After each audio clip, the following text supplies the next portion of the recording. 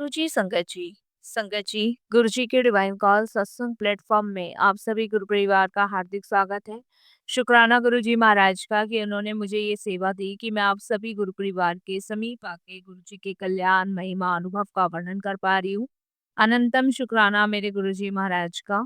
संगत जी, आज का जो सत्संग मैं आप सभी के साथ शेयर कर रही हूँ वो रिंकी आंटी का सत्संग है। ये बहुत प्यारा और ब्लेसिंगफुल सत्संग है। मेरी विनती है आप सभी गुरु परिवार से कि सत्संग को आप अंत तक सुने, ध्यान से सुने, पूरा सुने, क्योंकि सत्संग का मतलब होता है सत्य का संग, और सत्संग की प्राप्ति जब भी होती है जब गुरु कृपा होती है। तो हम सभी बड़े भाग्यशाली हैं कि हम पे गुरु कृपा हुई और हमें सत्संग सुनने का और शेयर करने का सौभाग्य प्राप्त हुआ। तो प्लीज आज संगत जी बिना स्किप किए सत्संग को बड़ी श्रद्धा भाव से अंत तक सुनिएगा, ध्यान से सुनिएगा, पूरा सुनिएगा।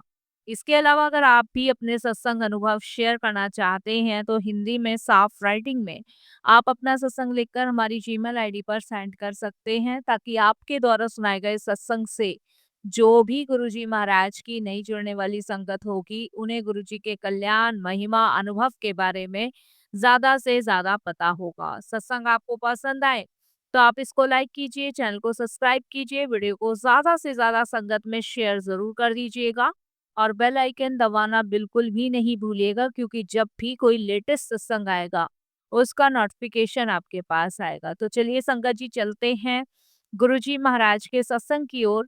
सत्संग शुरू करने से पहले करते हैं गुरुजी का मंत्र जाप। ओम नमः शिवाय, शिवजी सदा सहाय। ओम नमः शिवाय, गुरुजी सदा सहाय।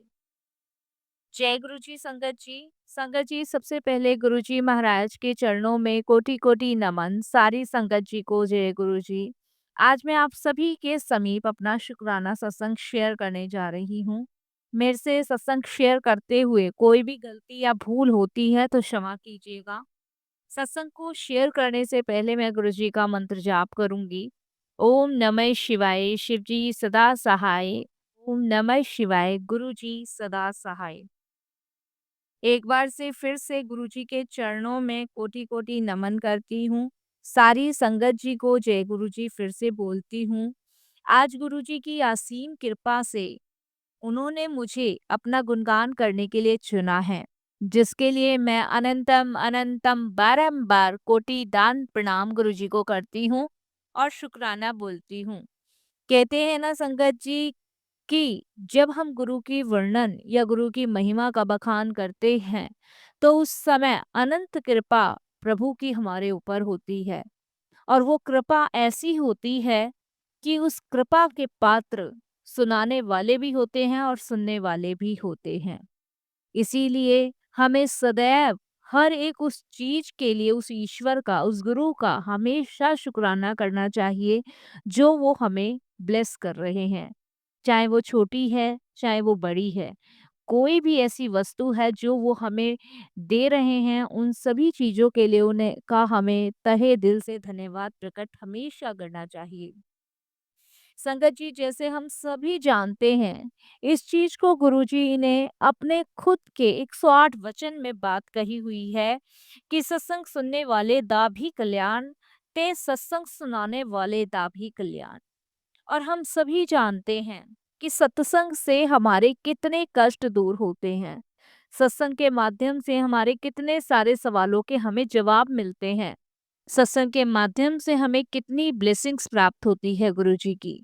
तो इसीलिए हमें हमेशा अपने सत्संग और दूसरों के सत्संग हमेशा गुरुजी का शुक्राना करते हुए ही सुनने और सुनाने चाहिए।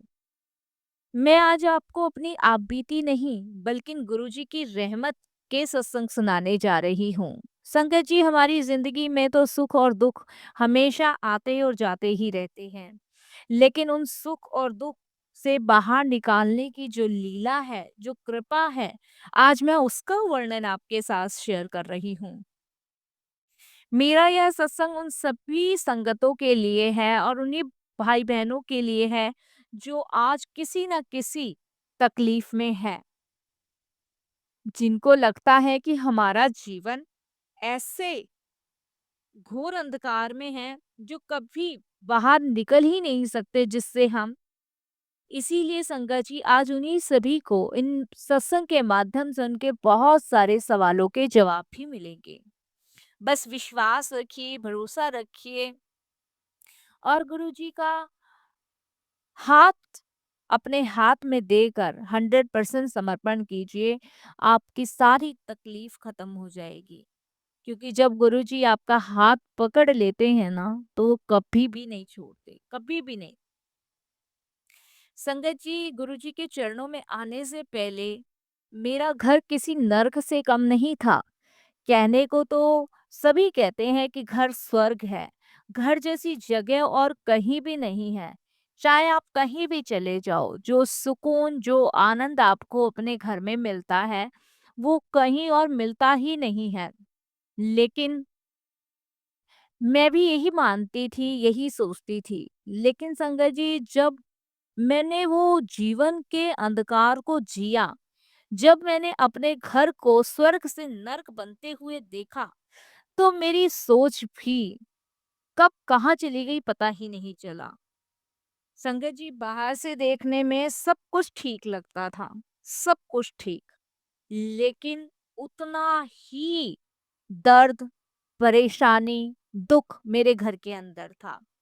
संगत जी, घर की चार दीवारों के भीतर हर एक दिन लड़ाई झगड़े होते थे और ये चीज किसी को पता भी नहीं होती थी।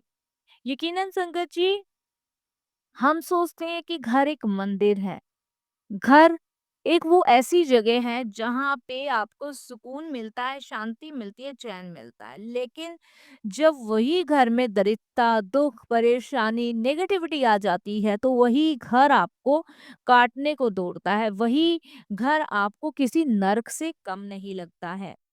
संगत जी, बिना बात के कलेश होना, सुबह शाम सिर्फ चीखने और चिल्लाने की ही आवाजें हमारे घर से आया करती थी।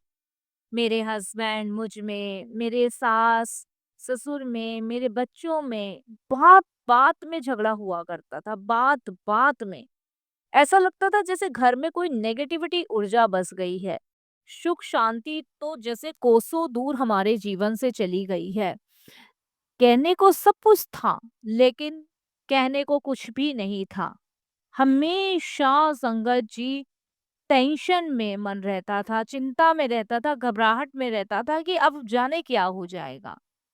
चाहे संगत जी आधी रोटी मिल जाए, पर सुकून से मिले, चैन से मिले। अगर वही आधी रोटी भी आपको कलेश में मिल रही है, लड़ाई में मिल रही है, अशांति में मिल रही है, तो जीवन संगत जी सोच सकते हो कितना मतलब परेशानियों से घिर जाता है।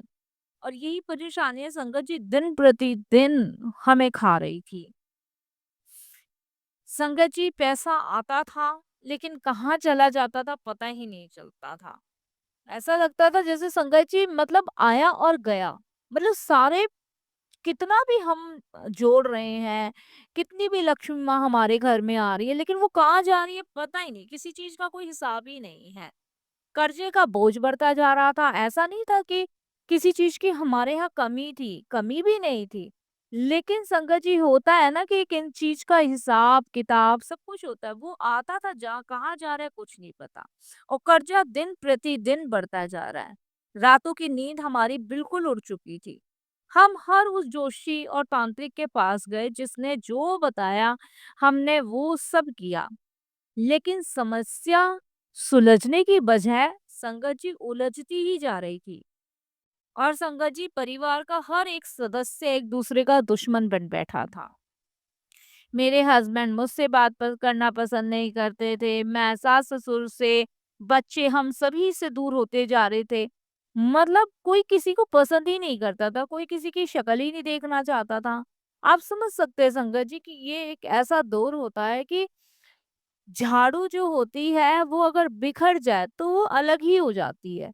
तो ऐसा माहौल क्रिएट हमारे घर में हो चुका था, और जब झाड़ू इकट्ठी रहती है, बंधी रहती है, तो किसी की हिम्मत नहीं होती कि वो कुछ कह दे। और संगत जी, यहाँ तो ऐसा माहौल हो चुका था कि रिश्तेदार तक हमारे मुंह पे बहुत कुछ कह के चले जाते थे और हम कुछ नहीं कह पाते थे। और संगत जी, उससे भी बड़ा जो दुख था वो था बीमारी का। दुखों का पहाड़ संकट जी तब और ज़्यादा बड़ा हो जाता है, जब घर के अंदर कोई गंभीर बीमारी दस्तक दे।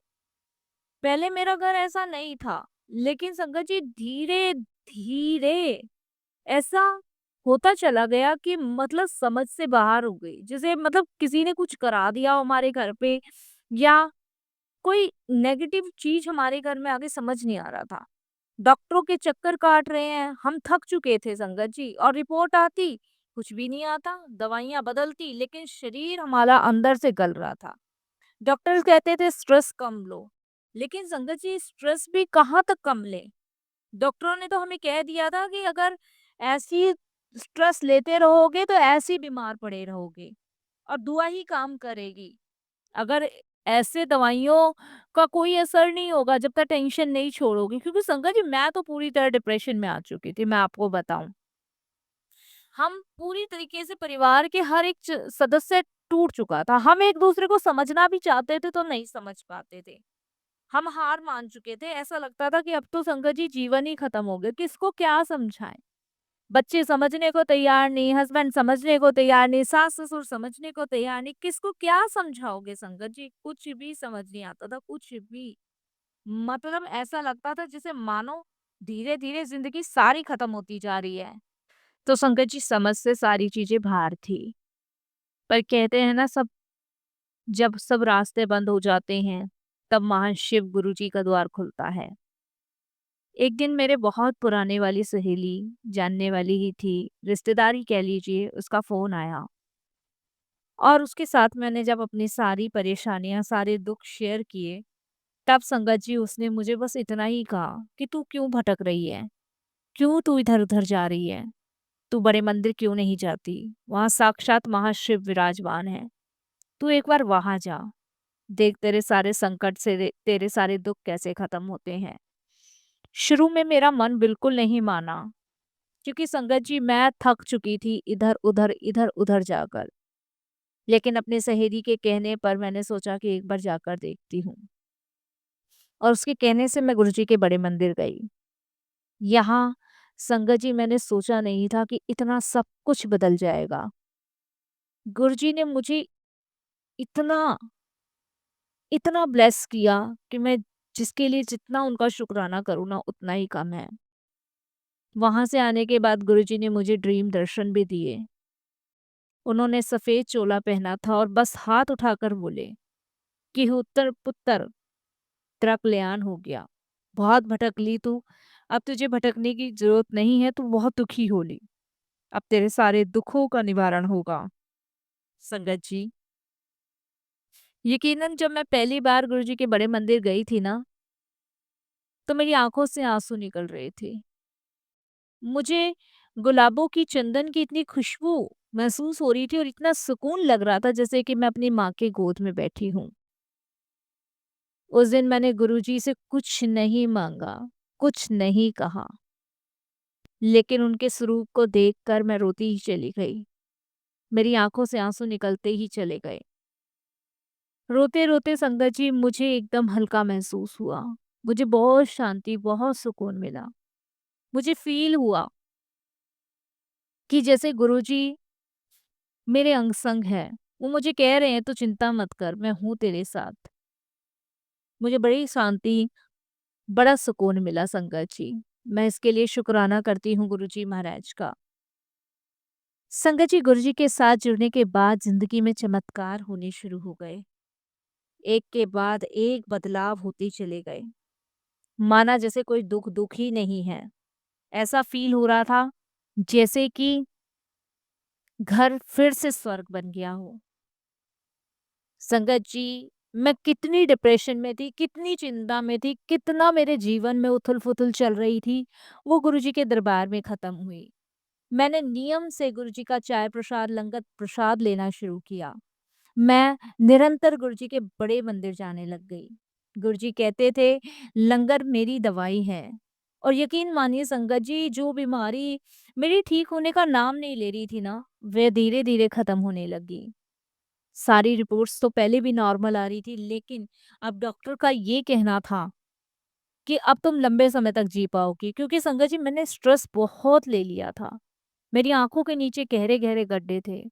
पति की, बच्चों की चिंता करते-करते संगत जी मैं अपना शरीर खोती जा रही थी।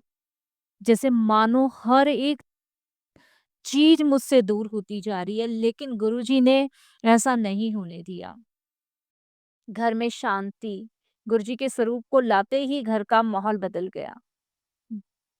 वह जो कलेश की भारी ऊर्जा थी, वह कब गायब हो गई पता ही नहीं चला। अब हमारे घर में लड़ाई नहीं होती थी संगत जी, बल्कि गुरुजी के शब्द सुने जाते थे, गुरुजी की बानी सुनी जाती थी, गुरुजी को याद किया जाता, मंत्र जाप सुना जाता था। सुबह ही मैं मंत्र जाप चलाती थी और उसके बाद गुरुजी के भजन, शब्द, बानी, मैं बता नहीं सकती घर का माहौल ऐसे बदला जैसे कोई नेगेटिविटी है ही नहीं। घर के सदस्य जो एक-दूसरे को देखना नहीं चाहते थे ना, आज मिलकर गुरुजी का शुक्राना करते हैं। मिलकर संगत जी गुरुजी के शब्द सुनते हैं, मंत्र जाप करते हैं। हर वेडनेसडे को हम घर में ही अपने गुरुजी महाराज का एक शुक्राना सत्संग करते हैं, हर वेडनेसडे को। गुरुजी ने ना केवल हमारे दुख काटे, बल्कि आने वाली बलाओं को भी टाल दिया। कई बार ऐसा हुआ कि बड़ी दुर्घटना हो सकती थी हमारे साथ, लेकिन गुरुजी ने टेलीपैथी के ज़रिए किसी और रूप में आके हमें बचा लिया। संगत जी एक बार तो ऐसा हुआ कि गलती से मुझसे सिलेंडर खुला रह गया। मैं गैस पे चाय बनाने जा रही थी और उसके बाद संगत जी मेरे को ध्यान आया कि मुझे गीज़र बंद करने जाना है। उस गीज़र के चक्कर में संगत जी मैंने गैस खुली ही छोड़ दी। उस दिन बहुत बड़ी दुर्घटना हो सकती थी, लेकिन गुरुजी ने उसको बहुत छोटे में ही टाल दिया। और कभी-कभी तो हमें टेलीपैथी के ज़रिए गुरुजी ने बचाया है। संगत जी, आज मेरा पूरा जीवन बदल चुका है। जहाँ पहले दुःख, परेशानियों के साए लगते थे ना, वहाँ अब सिर्फ़ खुशियाँ और सुकून का साया मिलता है। गुरुजी ने मुझे सिर्फ़ दुखों से बाहर नहीं निकाला, बल्कि मुझे एक नया जीवन भी दिया है। उन्होंने सिखाया है कि शुक्राना क्या होता है। संगत जी, गुरुजी हमसे कुछ नहीं माँगते, ना पैसे, ना चढ़ावा। वे सिर्फ़ हमारा अटूट विश्वास और प्रेम माँगते हैं। आज मेरे घर में बरकत है, मेरे पास सेहत है और सबसे बढ़कर गुरुजी का साया है। मेरा हर दिन उनके शुक्राने से शुरू होता है और शुक्राने पर ही ख़त्म होता है। मैं निरंतर उनका धन्यवाद प्रकट करती हूँ और यही कहती हूँ कि आपकी असीम कृपा है, जो आज मैं, मेरी पूरी फैमिली स्वस्थ हैं और आपके श्री चरणों से लगे हुए हैं। संगत जी, कहना तो बहुत कुछ चाहती हूँ, लेकिन शायद गुरुजी की यही कृपा है कि आज मैं यहीं तक अपना सत्संग शेयर करूँ। मेरे दुखों का अंत करने के लिए गुरुजी आपका अनंतम अनंतम शुक्राना, बारंबार शुक्राना। अगर आज आप भी किसी तकलीफ में हैं ना, तो बस अपना हाथ गुरुजी को दे दीजिए संगत जी। वे कभी आपका साथ नहीं छोड़ेंगे, वे अंतर्यामी हैं। वे आपके बोलने से पहले आपकी पीड़ा जानते हैं। बस सब्र रखिए और शुक्राना कहते रहिए। फिर देखिए कि कैसे आपकी सारी दुख तकलीफें दूर होती हैं। मैं निरंतर गुरुजी का अनंतम अनंतम शुक्राना करती हूँ। दिल से उनका धन्यवाद प्रकट करती हूँ। दिल से उनको थैंक्स बोलती हूँ। ओम नमः शिवाय, शिवजी सदा सहाय। ओम नमः शिवाय, गुरुजी सदा सहाय। ओम नमः शिवाय, शिवजी सदा सहाय। ओम नमः शिवाय, गुरुजी सदा सहाय। जय जय गुरुजी, धन धन गुरुजी, वाह वाह गुरुजी, शुक्राना गुरुजी, अनंतम शुक्राना गुरुजी महाराज का। संगत जी, ये सत्संग हमें यही सिखाता है कि हमें हमेशा अपने गुरुजी पे विश्वास बनाए रखना होगा, सब्र करना होगा, निरंतर उनका शुक्राना करते रहना होगा। आंटी का सत्संग बहुत ही प्यारा था, बहुत ही खास था, बहुत ही ब्लेसिंगफुल था। संगत जी, अगर आपको ये सत्संग पसंद आए तो इसको लाइक कीजिए, चैनल को सब्सक्राइब कीजिए, वीडियो को ज़रूर शेयर कर दीजिएगा और आज सत्संग शेयर करने में थोड़ी-सी वॉइस ऊपर-नीचे हो गई है, उसके लिए मैं क्षमा चाहती हूँ क्योंकि थोड़ा-सा माइक गड़बड़ा गया था। तो कोई भूल-चूक हो तो क्षमा कीजिएगा। जय गुरुजी, शुक्राना गुरुजी, अनंतम अनंतम आपका गुरुजी महाराज शुक्राना।